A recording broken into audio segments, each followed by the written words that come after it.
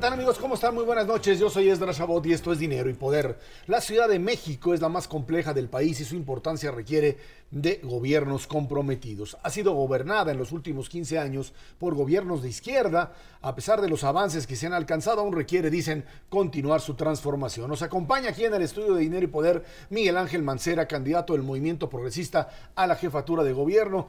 Buenas noches, Miguel Ángel, gracias por estar aquí con nosotros. ¿Cómo están? Mauricio González, Ernesto Cervera, buenas noches. Mucho gusto. Bueno, Buenas pues noches, se acaba la campaña, Miguel Ángel, y aquí la pregunta es muy clara. ¿Cómo generar un modelo de continuidad política al mismo tiempo que, por supuesto, un nuevo jefe de gobierno tendría necesariamente que pues, plantear cambios propios para concluir y para modificar ciertas cosas, Miguel? Mira, la apuesta, les comento muy rápido, tiene que ver con todos los programas que están ahora funcionando e incluso los que tienen una programación que rebasa lo que sería el sexenio, los que son transeccionales, pues tienes que seguir impulsándolos y tienes que seguir con su ejecución. Ejemplo muy claro, el Plan Verde, que es un plan que ha sido trazado a 15 años, pero puede incluso tener un alcance mayor. El tema del agua, que va a ser un tema de continuidad, pero también que puede rebasar el sexenio. Todos lo que son los programas sociales que han sido exitosos y que por supuesto siguen en la mente y en el reclamo de la sociedad para que haya continuidad, todo eso habrá que darle la misma línea. Las obras que se queden pendientes, por supuesto también serán materia de este impulso. Y por el otro lado, pues vamos hacia un enfoque que tiene que ver con los nichos de oportunidad, los nichos de desarrollo de la ciudad, la nueva forma de redensificar los espacios de habitación, los espacios de convivencia, el rescate de espacios públicos, las estrategias económicas, las estrategias para poder volverla a la Ciudad de México más competitiva. Son algunos de los temas. El tema de seguridad que tú por supuesto conoces, ¿sí? ahí está como parte de pues un problema serio que se tiene en el país. ¿Mover algo, continuar con lo mismo? El tema de la seguridad debe de marcar primero una ruta de continuidad. ¿En qué sentido? Se debe de seguir con el modelo que es el mando único, si no tengo ninguna duda. Debemos de seguir con un modelo que es de coordinación y de engranaje entre Procuraduría y Secretaría de Seguridad Pública. Hay que mejorar todavía nuestras líneas y nuestras acciones en materia de protección civil y vamos por más tecnología, 7,000 cámaras que yo he mencionado ya en la propuesta, 7,000 cámaras más que van a estar ahora en unidades habitacionales, pero también tecnología por lo que tiene que ver con el tránsito de vehículos, también mayor tecnología en el equipamiento a las propias cámaras que ya están funcionando hoy en la ciudad. Entonces, ahí hay continuidad y hay innovación también. Miguel Ángel, dos temas fundamentales en términos de la convivencia diaria para el Distrito Federal y que van más allá de la colonia y de la delegación. Uno es, desde luego, transporte y el otro basura. ¿Sí? Ahí hay una serie de propuestas. Específicamente, ¿tú qué tienes pensado en estos dos grandes temas? En el transporte vamos por la línea de una gestión de movilidad. La gestión de movilidad te lleva a que puedas armonizar y darle preferencia al peatón con los demás sistemas que tienen que ver con el transporte de la ciudad. Caso muy concreto, vamos por más líneas de Metrobús. Cada uno de los trazos de Metrobús irán acompañados de un rescate integral, que es tramo a tramo, quiere decir que rescatas no solamente donde va a pasar el Metrobús, sino rescatas banquetas y rescatas mobiliario urbano y haces que puedan convivir los peatones, los vehículos y por supuesto también los sistemas de autobuses.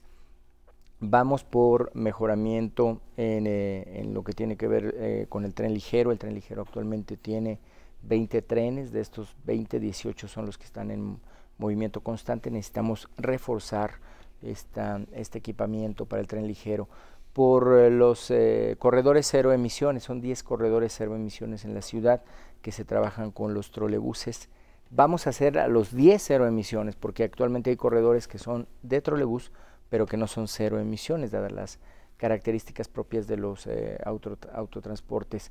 En el transporte concesionado, he dicho ya y he reiterado que vamos a lograr que los microbuseros dejen de ser eso, que se pase a un concepto diferente, un transporte moderno, eficiente.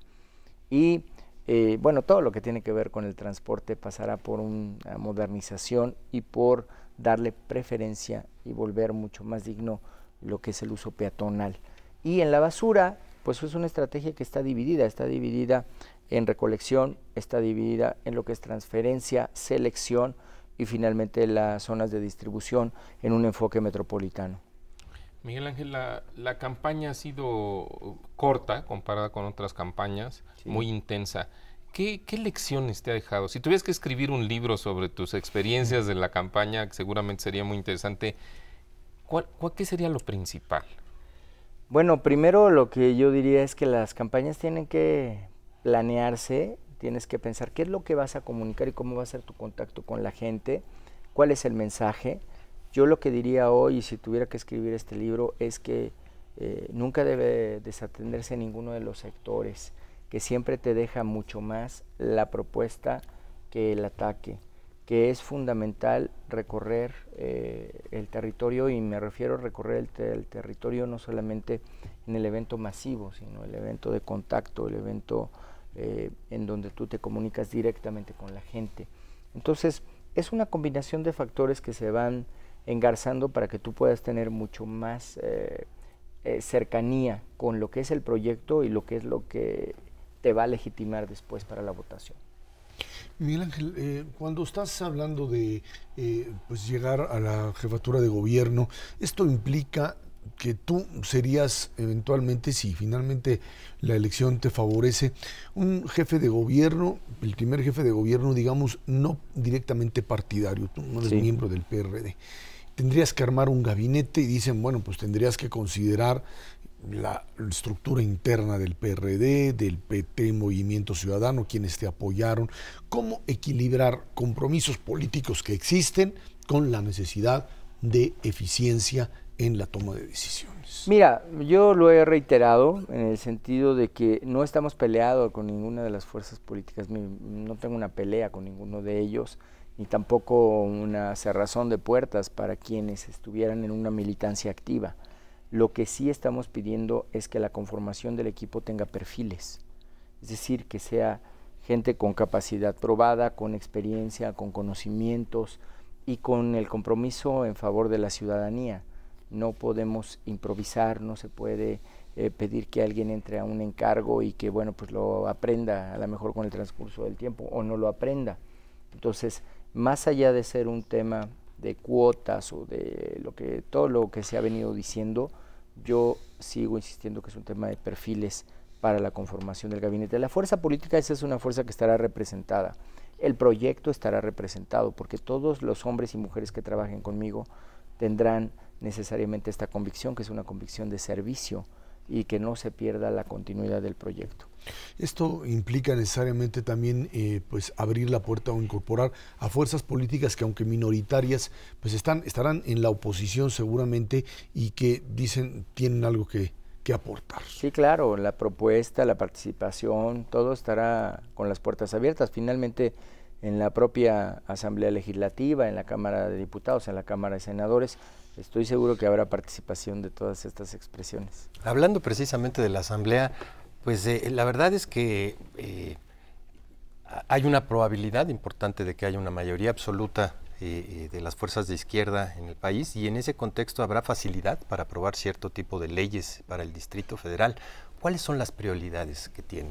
Mira, yo estoy convencido que lo que tenemos que alinear, hace algunas horas estaba en un foro que tiene que ver con la Constitución para el Distrito Federal, en donde la ciudad está reclamando ya esa mayoría de edad, esa autonomía en varios de los puntos en donde hay que impulsar. No está ahora en la Asamblea Legislativa, pero bueno, de pasar esta reforma, esta iniciativa en el Senado, después la Asamblea Legislativa tendría que trabajar en una constitución moderna, incluyente, democrática, participativa, en una constitución con visión de lo que es una ciudad capital. Yo estoy convencido de que todas las iniciativas que se presenten ahí tendrán que ir por el beneficio. Mucho de este acompañamiento tendrá que pasar otra vez por el tema de seguridad y por el sistema acusatorio, que es un tema pendiente, otros por la participación ciudadana, algunos más por la infraestructura y la manera de manejo, del manejo económico de la ciudad, de la inversión. Cuando tienes una Ciudad de México en donde alrededor de ella tienes entidades como el Estado de México, Morelos, etcétera, parece ser que los niveles o el desequilibrio en muchas cosas te hace complicado, más una Ciudad de México que está prácticamente conectada con esas entidades, Miguel Ángel. Sí, muy seguramente la Ciudad de México tendrá esta visión. Vamos a tener nosotros lo que es una línea metropolitana, lo que es un trabajo metropolitano, cómo poder amarrar y poder hacer sólido ese desarrollo, que es un desarrollo compartido. El trabajo con el Estado de México, el trabajo con lo que es la zona centro, con Morelos, con Hidalgo, con Tlaxcala y Puebla, es una tendencia a fortalecer todos y cada uno de los rubros que nos conectan. Nos conecta transporte, nos conecta el agua, nos conecta seguridad, nos conecta el propio desarrollo y la planeación urbana. Entonces, seguramente tendremos mucha comunicación. Miguel Ángel, la economía de la Ciudad de México es la economía más grande del país. Sí. ¿Cómo o qué piensas hacer para alentar la actividad económica, para que sea, digamos, una ciudad líder, ¿no? O un área líder en materia de crecimiento y desarrollo económico? Sin ninguna duda es una de las economías que según los grandes gurús dicen que será una de las 10 economías más fuertes del mundo. Si los países están volteando hacia México, hacia la Ciudad de México, es porque ven esta posibilidad. ¿Qué necesitamos ofrecer? Pues necesitamos hacerla competitiva. Todavía no estamos ocupando los lugares que se podrían ocupar en competitividad. Para que puedas tener competitividad necesitas que el territorio ofrezca una serie de condiciones, como lo es una gestión gubernamental sólida, como lo es un referente firme en materia económico, como lo es una seguridad jurídica en todos y cada uno de los tramos y procesos de conexión, como son los círculos productivos eficientados y también las zonas de desarrollo identificadas. Yo creo que con esto se puede hacer una oferta muy importante para que haya inversión y se detone y después haya redistribución de la riqueza. Miguel Ángel, es prácticamente imposible encontrar en México una visión de ciudad de largo plazo. De hecho, la Ciudad de México, desde épocas inmemoriales, es como construir un edificio sin un proyecto. A ver cómo nos va saliendo. Ya llevamos 17 años de gobiernos de izquierda y ¿tú pensarías dejar un proyecto de largo plazo? En estos últimos 17 años no se ha trabajado en un proyecto, hemos ido construyendo pisos un poco a ver cómo va saliendo. ¿Hacia adelante qué? Sí, yo creo que hay que trabajar por un proyecto, que este proyecto, por ejemplo, en lo que tiene que ver con la línea de la Ciudad Verde, debe prolongarse y debe tener una meta todavía mucho más amplia, lo que tiene que ver con la infraestructura del agua, el tratamiento de infraestructura de la zona oriente que no se debe detener, y yo lo que vería es una ciudad en donde tengas tus focos de desarrollo económico perfectamente señalados, que esto pueda generar un desarrollo también hacia afuera, hacia las partes que comunican, incluso de otros estados, y que tengas tus corredores culturales, que tengas tus corredores turísticos, pero la ciudad se tendrá que ir compactando, diría yo un poco como el modelo parisino, en donde tú tienes ciudad compacta y a la vez vinculada con otras ciudades de un gran avance de modernidad, ¿no? ¿Dónde te ves ahí el 2 de julio? ¿Qué vas a hacer el 2 de julio? Pues mira, el 2 de julio yo creo que vamos a estar un poquito más tranquilos después de todo este movimiento y seguramente afinando algunos detalles y espero poder estar con mis hijos un buen rato. Eso sería una parte importante.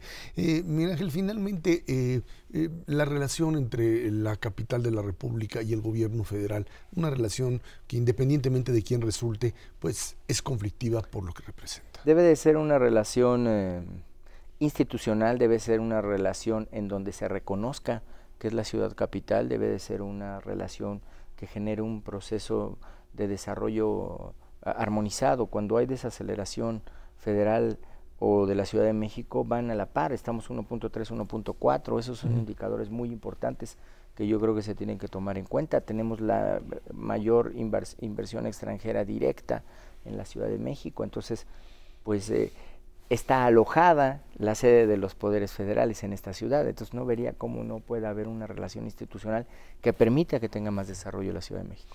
Miguel Ángel Mancera, muchísimas gracias por estar gracias a ustedes, nosotros. Muy buenas noches. Vámonos a una pausa, esto es Dinero y Poder.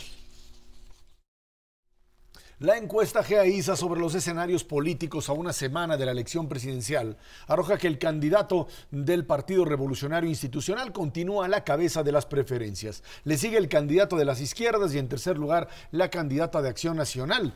En esta ocasión se cuestionó a los entrevistados sobre el movimiento Yo Soy 132, que es conocido por 7 de cada 10 y la mitad, 5, no está de acuerdo con él. Bueno, ahí están los números. Este asunto del movimiento Yo Soy 132 comenzó a generar, pues por un lado, un fenómeno muy claro, jóvenes que participan y que tienen capacidad, Mauricio, de difundir lo que están haciendo y por ello son conocidos, ¿no? Así es, Ezra. Debo de aclararle al público que nos ve amablemente que esta es una medición trimestral que hacemos en GEA-ISA desde hace varios años, desde el año 98. Y efectivamente, de lo último que ha, digamos, surgido en el terreno político, pues es la gestación de este movimiento Yo Soy 132. Y vemos aquí en la primera gráfica que aproximadamente 69% de los entrevistados ha oído del movimiento 132. Sin embargo, si nos fijamos a la derecha de la pantalla, nos damos cuenta de que hay 52% de estos entrevistados que no simpatizan con el movimiento, o sea, lo conocen, pero no necesariamente están de acuerdo. Entonces, entre los que no lo conoce todo el mundo y los que no simpatizan con él, podríamos decir que 2 de cada 3 personas, 2 de cada 3 mexicanos, o no han oído o no simpatizan con el 132, que es una porción mayoritaria, sin duda. Esto, Ernesto, habla también, por un lado, de el tema que 132 metió con respecto a si se manejaban como un movimiento anti-Peña, como un movimiento de pues tener ciertos puntos, ciertos elementos en la agenda. Sin embargo, el anti-Peña creo que terminó también por convertirlo en un movimiento más cercano a uno que a otro candidato. Sí, es clarísimo, Ezra. Le preguntamos también a la gente si estaban de acuerdo con los pronunciamientos originales del movimiento Yo Soy 132. En esta gráfica podemos ver específicamente que en general están de acuerdo totalmente con que el proceso electoral sea transparente, que era uno de los primeros postulados de estos muchachos, que el voto sea consciente e informado, 63% está de acuerdo con ese postulado, y que se democraticen los medios, 61%. Prácticamente 2/3 partes de la población está de acuerdo con lo que los muchachos pedían. El problema se complica, y lo podemos ver en la siguiente gráfica, cuando se le pregunta a la gente en lo que resultó después, que es claramente un movimiento que se ha convertido en contra de alguno de los candidatos. El 41% de la gente está en desacuerdo que el movimiento Yo Soy 132 se haya declarado anti-Peña Nieto, y de acuerdo 31%. Y ahora, lo que vemos del lado derecho yo creo que es muy interesante, es relevante, Ezra, en términos de la inclinación partidaria de los entrevistados. Evidentemente a los priistas, los que en principio votarían por Peña Nieto, 62% está en desacuerdo con que este movimiento Yo Soy 132 se haya convertido en un movimiento anti-Peña Nieto, pero a los que en principio votarían por López Obrador es exactamente al revés, 55% está de acuerdo, aunque un 23% no lo está. Y los que tienen pues realmente una indiferencia son los que en principio votarían por Vázquez Mota, 39% está a favor y 29% en contra. Claramente, el mensaje es el siguiente: están de acuerdo con los postulados iniciales del Yo Soy 132, pero no en términos de lo que se convirtió después en un movimiento contra un candidato específico. Ahora, lo que es cierto es que lo que uno hubiese pensado al inicio de las campañas es que ahí había una foto inicial y que las campañas iban a permitir una subida y bajada. Y la verdad es que los movimientos en la mayoría de las encuestas lo que demuestran es que hubo pues movimientos que ya en perspectiva de 3-4 meses pues lo vuelven prácticamente imperceptible. Movimientos sí pueden ser importantes, pero no trascendentes para el resultado final. Bueno, yo lo que te diría es, con base en lo que hemos captado de la opinión pública, es que sí ha habido movimientos en cuanto a las preferencias electorales. Lo que sucede es que el candidato Peña Nieto, desde el inicio de la campaña, como vemos en la siguiente gráfica, pues tuvo una preferencia por encima del resto de los candidatos. Mira, aquí nos damos cuenta cómo hasta el extremo izquierdo de la gráfica, en el mes de abril, el candidato Peña Nieto en la encuesta GEA-ISA Milenio tenía 50.8% de preferencia electoral. En las mediciones más recientes está alrededor de los 45, 46 puntos. O sea, lo que podemos decir es que del transcurso de la campaña, Peña Nieto perdió 5 puntos aproximadamente de preferencia electoral. No es mucho, pero bueno, 5 puntos pues es una buena cantidad de votos potenciales. Si hacemos el mismo análisis o la misma comparación en esta gráfica, en la línea azul nos damos cuenta de que Josefina Vázquez Mota disminuyó en preferencia electoral aproximadamente 5 puntos entre abril y pues la semana pasada, y por el contrario, en la línea amarilla, Andrés Manuel López Obrador fue pues el que subió, o sea, de 17,5% de preferencia electoral al inicio de la campaña a aproximadamente 26,5 puntos, son 8 puntos en el transcurso, o sea, no son tan pequeños los cambios. Bueno, y por supuesto con Gabriel Cuadri, que prácticamente no tenía nada en preferencia electoral al inicio, subió a su punto máximo cerca o posteriormente al primer debate, entre 5.8 y 6.6%, como se ve al fondo de la gráfica, y está últimamente alrededor de 2.7 puntos. O sea, sí son variaciones importantes. Lo que pasa es que hay un candidato que salió con ventaja. Tan sencillo Eso como es tan sencillo. Bueno, pero además salió con ventaja y hay una ley electoral en la que, bueno, evidentemente se prohibía por una parte la presencia de funcionarios públicos y por otro las campañas negativas. Hemos visto que no es tan el caso, pero comparado con hace 6 años es realmente una diferencia importante. En la medida en que sales de arranque con una ventaja importante, es realmente difícil cambiar esa posición si efectivamente se prohíben este tipo de campañas negativas. Yo creo que ese es un elemento que está ahí presente. El otro es los problemas internos en las campañas de los otros dos contendientes. Por un lado, lo que le sucedió a Vázquez Mota al interior de la campaña, lo que pasa en Acción Nacional. Problemas de logística importantísimos. Lo que sea como tal. Y por otro lado, en el lado de la izquierda, un López Obrador que, bueno, pues se situó desde mi punto de vista en un callejón sin salida, en un momento dado tratándose de mostrar como amoroso, como distinto a lo que es. Eso no se lo creyeron. Cuando se volvió más radical, asustó, entonces hubo que regresar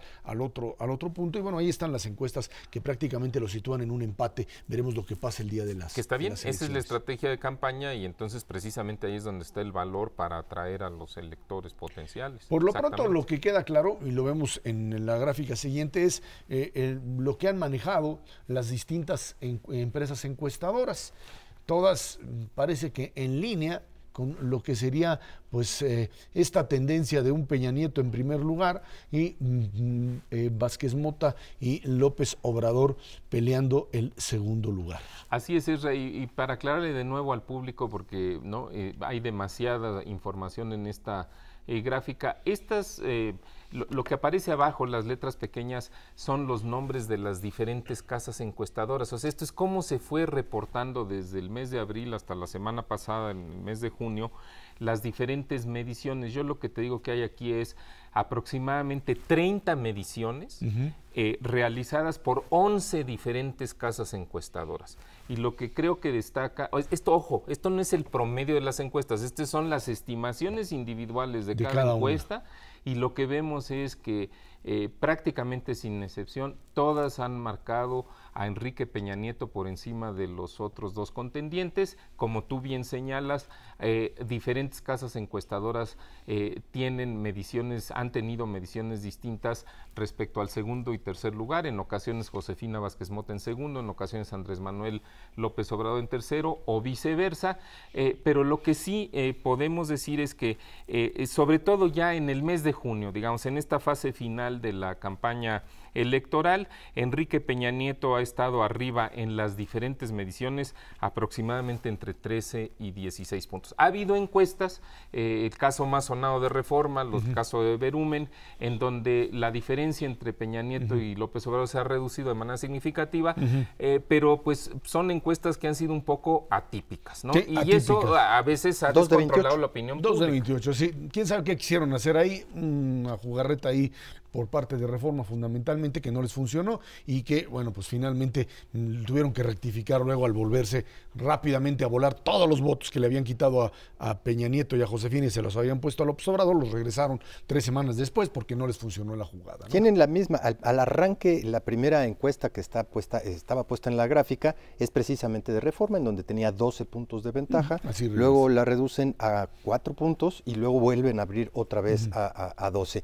En términos generales, yo te diría, sin querer tampoco hacer ningún tipo de promedio, de las 30 mediciones, 28 están señalando precisamente esos 3 puntos fundamentales. La ventaja entre el primero y el segundo lugar, un empate técnico prácticamente entre el segundo y el tercero, que yo creo que sí va a tener impactos después de la elección, definir quién va a quedar el segundo lugar y un poco eso es yo creo que fundamental. Quién le va a atinar en términos de quién va a ser el segundo lugar va a ser una cosa decisiva hacia adelante. Bueno, la semana que entra aquí en Dinero y Poder analizamos quién le pegó, quién finalmente hizo su trabajo y quién no. ¿Quién le pegó y a quién le pegaron? Y a quién le pegaron o a quién se maiciaron. Bueno, vámonos a una pausa y de regreso hablamos de problemas de seguridad. Alejandro Ope, experto en ese tema, hablará de lo que ha sucedido con respecto a homicidios en este país en los últimos meses. Esto es Dinero y Poder. El reto en materia de seguridad para el próximo presidente o presidenta de México es grande. Las cifras que arroja la encuesta nacional de victimización y percepción sobre seguridad pública 2011 son alarmantes. Según el estudio, en 2010 se cometieron 22.714.967 delitos. De esta cifra, al 92% no se le inició averiguación previa y en el 95% no hubo denuncia. Para hablar de este tema nos acompaña en el estudio de Dinero y Poder Alejandro Ope, director del proyecto MC2, Menos Crimen, Menos Castigo del IMCO. Buenas noches, Alejandro, gracias por estar aquí. Buenas noches, Ra, ¿cómo estás? ¿Qué es lo que nos dice este estudio? ¿Por qué aumenta o cómo es que aumenta el crimen en México en los últimos meses? Bueno, lo que tú citaste es la encuesta nacional de victimización, que eso cubre todas las formas de delito. La mayor parte de esos delitos son delitos leves. En su inmensa mayoría robo simple, sin violencia. Lo grave es el incremento de distintas formas de delito violento en los últimos años. Entre 2007 y 2010 prácticamente se triplicó el número de homicidios en México, de 9,000 a 25,000. Estas cifras son realmente extraordinarias para un país que no está en guerra civil. Así de fácil. Así de grave. Sí, así de grave.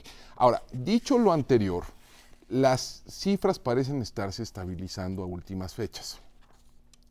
Entre principios de 2008 y mediados de 2010 tuvimos un incremento sostenido en el número de homicidios. Pasamos de aproximadamente 30 a aproximadamente 60 por día. Y a partir de ese momento nos empezamos a estabilizar y ha ido gradualmente cayendo. Aquí en la gráfica lo que podemos ver es este incremento, son cifras del Secretariado Ejecutivo del Sistema Nacional de Seguridad Pública y son cifras enero-mayo comparando todos los años de esta administración. Lo que vemos es un incremento continuo entre 2007 y 2011 y en este último año, y esto yo creo que es un dato muy interesante, tenemos una caída aproximada de 8%. Primera vez que sucede esto desde 2007. No tenemos todavía mucha claridad de por qué está sucediendo esto, ¿no? Puede ser por una infinidad de razones, pero hay algunas que se han apuntado allá afuera. Una de ellas es el incremento en los recursos del Estado dedicados a la seguridad. Entre 2006 y 2011, el presupuesto asignado a las dependencias de seguridad y justicia en el gobierno federal se incrementan 74%. Que no es una cifra nada trivial. Segundo punto es, en algunas regiones podría estarse estableciendo una relación más colaborativa entre los grupos criminales, en parte en reacción a la acción del Estado. Se ha comentado mucho este tema, por ejemplo, el caso de Tijuana, donde tenemos una caída de casi 80% en el número de homicidios desde el pico de 2008, ¿no? Una tercera posibilidad es que haya habido cambios en el mercado internacional de las drogas. Entre 2007 y 2009 prácticamente se duplica el precio de la cocaína en Estados Unidos y eso tiende a destruir demanda. El número de usuarios de cocaína en el último mes en Estados Unidos, según las cifras de encuestas de adicciones y de uso de drogas en Estados Unidos, ha decrecido 25% en los últimos 5 años.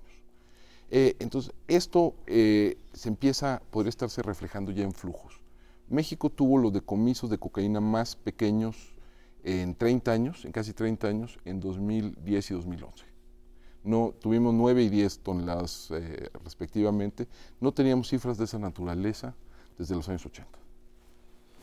Alejandro, evidentemente esta tendencia se ha revertido en los últimos meses. Lo que nos comentas es ciertamente una disminución en los periodos de los primeros 5 meses de cada año, pero a final de cuentas lo que observamos en meses muy recientes es precisamente que este tipo de homicidios dolosos se ha incrementado, no significativamente, pero sin duda alguna revierte esta tendencia que veníamos observando. ¿Qué subyace en esto? Efectivamente, tuvimos a partir de mediados de 2011 una caída sostenida durante 7 meses en una serie que nosotros utilizamos, que es de un promedio móvil de 3 meses, que eso nos permite suavizar un poquito los números. Durante 7 meses tuvimos una caída consistente. Y en los últimos 3, efectivamente, tenemos un incremento. No muy significativo, de aproximadamente 9%, pero sí revierte la tendencia. Ahí lo podemos ver en las gráficas.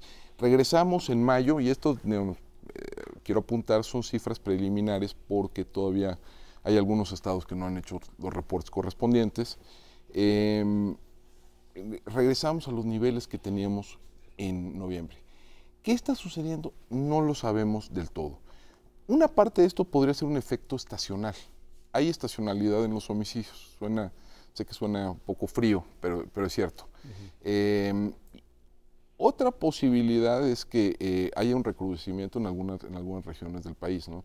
Por ejemplo, Guerrero, que tuvo una caída más o menos sostenida durante varios meses, ha tenido un repunte importante. El mes de mayo, de nuevo, con cifras preliminares, Guerrero superó a Chihuahua como el estado con mayor número de homicidios. Y ya trae una trayectoria ascendente importante en los últimos meses. ¿Qué está sucediendo? No es de nuevo difícil saber. Puedes responder esto a algunas dinámicas locales. Una parte importante, el incremento en mayo, responde a esta cadena de masacres que tuvimos, recordar el auditorio, a principios del mes, empezando en Nuevo Laredo y siguiendo a Jalisco y de regreso a Cadereyta, Nuevo León. Aproximadamente tenemos 120 casos, nada más en 5 o 6 incidentes. Entonces, una parte pueden ser estos eventos muy coyunturales. Yo tengo la impresión de que va a caer en junio. Va a caer en junio el número, porque hemos tenido muy pocos eventos de alto impacto. Hemos tenido algunos incidentes con 11, 10, 15 víctimas, pero no hemos tenido estas de 20 o más. Sí, más allá de los números y las cifras, sí, en términos generales, si bien pueden ser de menor impacto, sí son trascendentes en términos del cambio de las cosas que estamos viendo, especialmente en el Distrito Federal. El evento que tuvimos ayer en el aeropuerto, si bien pues fueron nada más 2 o 3, no estamos seguros, 3, el cambio es dramático. Es un lugar público, es el Aeropuerto Internacional de la Ciudad de México, es policías contra policías. ¿Cambia esto el panorama en términos de lo que puede impactar la percepción sobre inseguridad? Más allá del número, el tipo y lo que estamos viendo. La percepción de seguridad siempre es un indicador rezagado. Van algunos meses atrás de la realidad. ¿Qué tanto impactan eventos de esto? Es difícil saberlo más allá de eventos muy coyunturales. Sin duda hay un carácter público, espectacular, teatral de la violencia que impacta en la forma como se percibe, como los mexicanos perciben el fenómeno y cómo se percibe este fenómeno fuera. Pero no hay que olvidar que en última instancia son fenómenos más amplios. La mayor parte de los homicidios que se cometen en este país ni son públicos, ni son espectaculares, ni involucran descabezamientos ni mutilaciones, ¿no? Son homicidios brutales, sin duda, pero no con este tipo de características. Lo que yo pensaría es que esto sí nos habla del reto de fortalecimiento institucional hacia adelante, porque lo que aparentemente sucede ayer en el aeropuerto de la Ciudad de México es un intento fallido de desmantelamiento de una red de corrupción al interior de la Policía Federal apostada en el Aeropuerto Internacional de la Ciudad de México. Y esa es la mejor policía que tenemos. Y supuestamente todos ya pasaron la prueba de confianza, el 100%. Previsiblemente, aunque digamos, el control de confianza da una foto. Lo que pase entre dos pruebas de control de confianza, quién sabe qué sea. Pero sí habla de un reto importante. Y aún así, yo creo que esto sí es importante destacar para el público, es, a pesar de la disminución reciente, estamos 2 veces arriba de donde estábamos en 2007. ¿No? Hoy en México hay cada semana más homicidios de los que hay en un año en España. ¿No? Tenemos un homicidio cada 20 minutos. Estos son cifras extraordinarias. Frente a países como Brasil todavía estamos muy abajo, ¿no? En términos absolutos sí, en términos relativos ya no. Ya no. En términos relativos pasamos de una situación donde teníamos una tasa de homicidio que era la tercera parte de la de Brasil, pasamos a una situación donde estamos casi empatados. Y además yo no estoy muy seguro que sea la métrica que queramos utilizar. El promedio de la OCDE es 2.1 homicidios por 100.000 habitantes. En México es 23. Oye, Alejandro, hablando un poco de lo que se puede hacer, los candidatos presidenciales han manifestado su preocupación por el tema de la inseguridad, pero no han hecho una oferta muy clara, más allá de reforzar los cuerpos policíacos.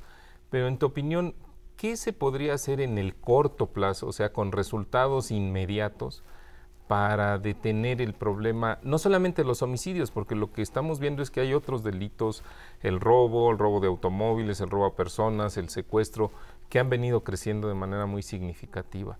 ¿Qué acciones debería de emprender el nuevo gobierno una vez que llegue al poder para revertir de manera significativa este problema? Mira, Mauricio, yo creo que sí ha habido un cambio sutil en la discusión pública sobre este tema en los últimos meses. Todos los candidatos ya hablan de la reducción de la violencia como un objetivo en sí mismo y no como un objetivo secundario que se daría como resultado del debilitamiento de las bandas criminales, que esa ha sido más o menos la línea argumentativa de la actual administración. Todavía no expresan qué pueden hacer, pero empiezan a surgir algunas discusiones interesantes. Una posibilidad es que se le dé prioridad de manera explícita a aquellos grupos que hacen un uso mucho más intensivo de la violencia y que se les persiga de manera diferenciada, precisamente por usar más la violencia. Esto se conoce técnicamente como disuasión focalizada. Es decir, yo voy a decirle a estos señores que en la medida en que utilicen más la violencia, los riesgos que van a incurrir son mayores. Porque el problema que tenemos, y esto es que los economistas aquí en la mesa lo entenderán muy bien, tenemos un problema de costo marginal. Es decir, da lo mismo matar a una persona que matar a 15. Entonces, en la medida en que no haya una respuesta graduada del Estado frente a incidentes de delito violento, pues este problema va a seguir. Esa es una primera posibilidad. Una segunda posibilidad son cosas que ya se han hecho sobre el terreno y que han funcionado razonablemente bien. Son prácticas de prevención situacional muy localizada.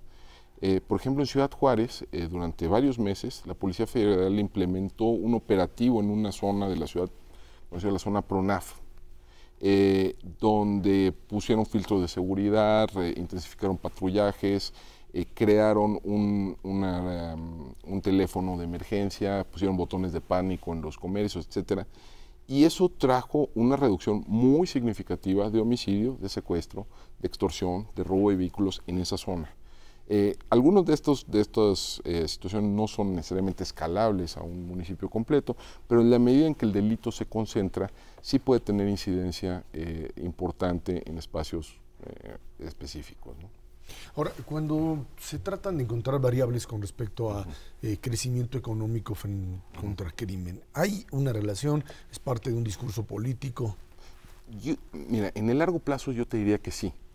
O sea, en términos generales, las sociedades más prósperas y más igualitarias tienden a ser las menos violentas y las menos con menos problemas de delito. El problema es que en el corto plazo la relación no necesariamente es mecánica y directa. Es probable, incluso hay teorías que postulan que un incremento en la tasa, en el crecimiento económico puede hasta tener efectos aceleradores del delito, por una razón muy sencilla: hay más cosas que robar, ¿no? Pero a nivel muy local sí podría estar habiendo efectos, ¿no?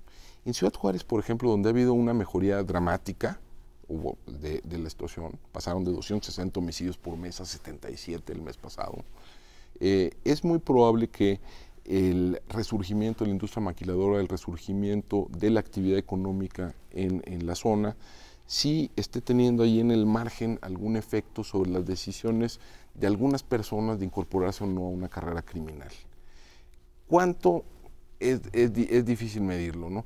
Ahora, lo que sí queda claro, y esto es importante, si uno agarra la tasa de victimización que sale de la ENVIPE, ¿no?, del INEGI, contra pobreza multidimensional medida por el Coneval, lo que nos da es una correlación negativa.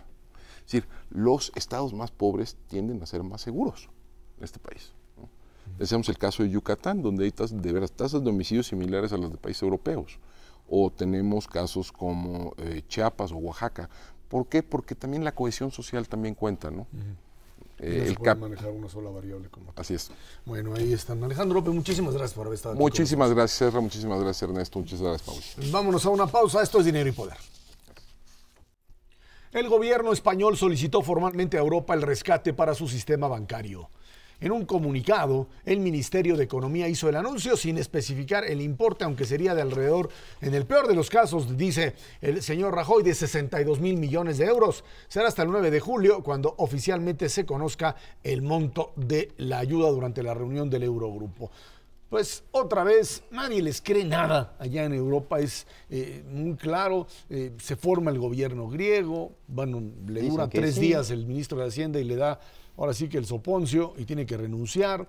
El sábado pasado, antepasado más bien, pues Rajoy anuncia que ya se llegó al acuerdo para apoyo a los bancos, se hace oficial y los mercados dicen: no le va a alcanzar, no es un problema nada más de bancos, España tiene que solicitar directamente apoyo a Fondo Monetario Internacional. El día de ayer, Mariano Rajoy dice: bueno, nada más les aviso que vamos a tener que tomar medidas adicionales para generar el crecimiento, o sea, que va a tener que subir el IVA hasta el 22% en algunos productos y meter otros impuestos adicionales, y esto es lo que pues vuelve otra vez a Europa como un verdadero crucigrama en donde hay que buscarle bien las letritas para saber qué respuestas hay que dar. El problema es que ya no se creen ni ellos mismos.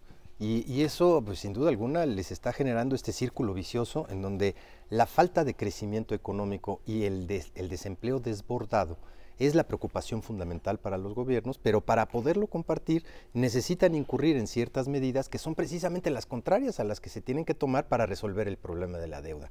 ¿Cómo balancear esta parte de los desbalances en los que incurriste en el pasado y que tienes que pagar las consecuencias ajustándote el cinturón vis a vis la necesidad de generar un crecimiento tanto en la producción como en el empleo, y que requiere precisamente de fondos? Ahí es en donde está simplemente pues una encrucijada terrible para España. Yo te diría, no solamente para España, están metidos en exactamente el mismo problema en diversos grados: Portugal, Italia, desde luego Grecia en una situación muchísimo peor. Y bueno, por si fuera poco, Chipre, que es la cerecita del pastel, el lunes dijo: yo también quiero de ese tipo de ayudas porque yo también tengo un desastre. Y luego, un elemento adicional, las calificadoras, que no tienen para dónde hacerse. Ellos están viendo, conocen los balances de los bancos españoles y no les pueden poner otra calificación más que la que se merecen. Casi basura. Pues es casi basura. Les bajaron a unos bancos 4 niveles en la calificación. Es como pasar, pues si estabas en 8, te pasaron a 4, compadre. Y 4 ya es reprobado, pero basura ya es 3.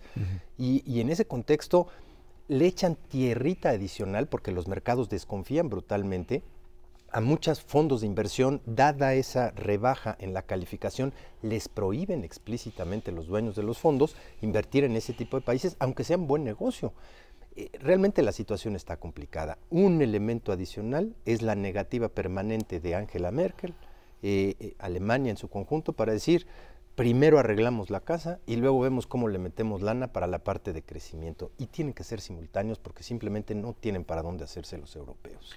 Así es, y no solamente no tienen para dónde hacerse los europeos, bueno, y en el caso concreto de España, que es el que quizá está más emproblemado en estos momentos, el asunto es que ya está generando una serie de consecuencias importantes.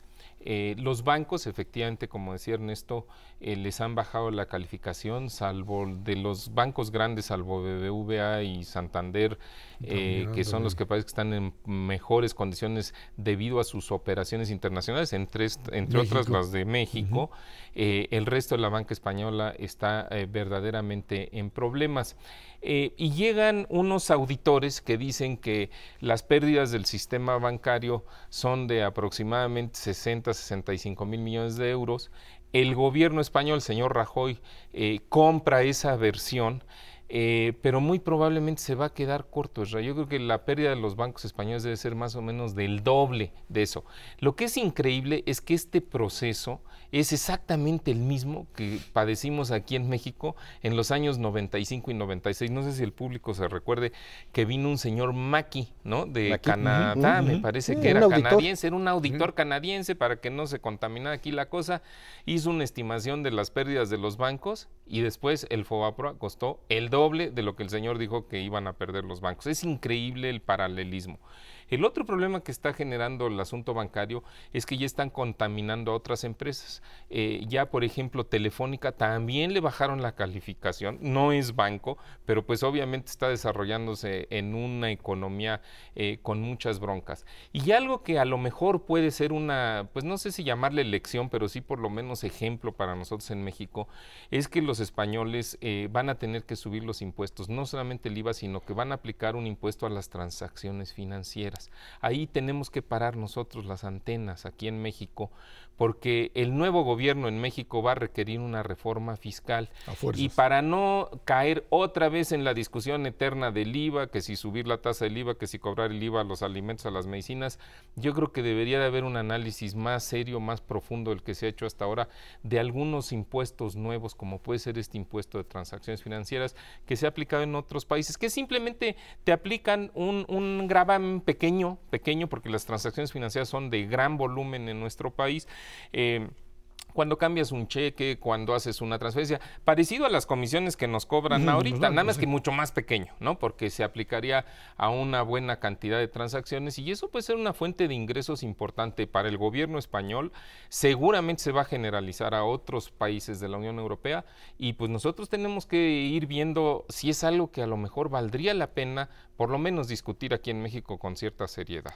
Y no solamente discutir, hay que tomar en cuenta también que cuando vienen épocas de crisis y de inestabilidad, uno de los mercados, por ejemplo, cambiarios, que más rápidamente reacciona es el de México, porque no existe ninguna traba ni para entrar ni para salir. En otros países de América Latina, como Brasil, como Argentina, hay unas trabas tremendas. Entonces, para ajustar sus portafolios, estos grandes fondos de inversión, lo que hacen es ajustar los pesos rapidísimo, los cambian por dólares, y al revés, cuando necesitan generar una tasa de interés más alta, entran rapidísimo a México, compran los pesos, compran una serie de cosas. Lo que no pueden hacer en Brasil. Lo que no pueden hacer. Hay que ver si este tipo de medidas no solamente te va a echar una manita en términos de generar impuestos adicionales, ingresos para el gobierno, sino de darle un poquito más de estabilidad a nuestro mercado cambiario y de valores. Ahora, el problema es, Alemania dice, yo no puedo firmarles eurobonos, yo no puedo garantizar la deuda de todos hasta que yo no tenga la certeza de que tienen capacidad, viabilidad de comenzar a crecer. Y ese sería el el punto central. Alguien diría, bueno, pues es que es la política conservadora de Angela Merkel. El problema es que parece ser que Alemania es la única que tiene dinero en todo el continente Francia europeo. también, pero no se alcanza. Bueno, y además una cosa es tenerlo y otra cosa es dárselo al vecino aval, que sí, se fue de fiesta, ¿no? Ya lo hemos platicado muchas veces. Mira, está esta reunión de jefes de Estado de los 28 y 29, sí, en donde en esto, antes de que termine la semana, aparentemente podría haber algunos anuncios alentadores en términos de coordinar mejor el comportamiento de la política fiscal en Europa para evitar ¿no? esta situación de sobreendeudamiento, y eso a lo mejor ayuda un poco a que Alemania se flexibilice, pero no lo sé. Vamos a ver qué es lo que resulta. Y la semana entrante con el Eurogrupo, en donde ya sería, digamos, algo mucho más amplio, que tendrían que tomar decisiones que pues van a ser, así que van a afectar a todos. Sí, pero lo que ya están cansados los alemanes es de privatizar las utilidades y socializar las pérdidas. Dicen, ya estuvo bueno. Y ¿sabes qué? En el fondo tienen razón, porque ellos sí han hecho una tarea muy importante de soportar la crisis, comportarse relativamente bien, y eso, pues, simplemente dicen, ¿y dónde está tu parte? ¿Dónde está tu porción? ¿Dónde está tu compromiso? Y para México, obviamente, lo que queda claro aquí es que, pues, después de las elecciones tendrá que empezar la transición que se dé con el que gane un planteamiento de esa naturaleza, ¿no? Sin duda alguna, son 6 meses muy importantes en ese contexto. Mauricio González, Ernesto Cervera, muchísimas gracias. Gracias a usted que nos ve y nos escucha todos los martes aquí en 11 TV México, Dinero y Poder. Estamos en la radio Noticias MBS en el 102.5 del FM de lunes a viernes. Muchísimas gracias y muy buenas noches.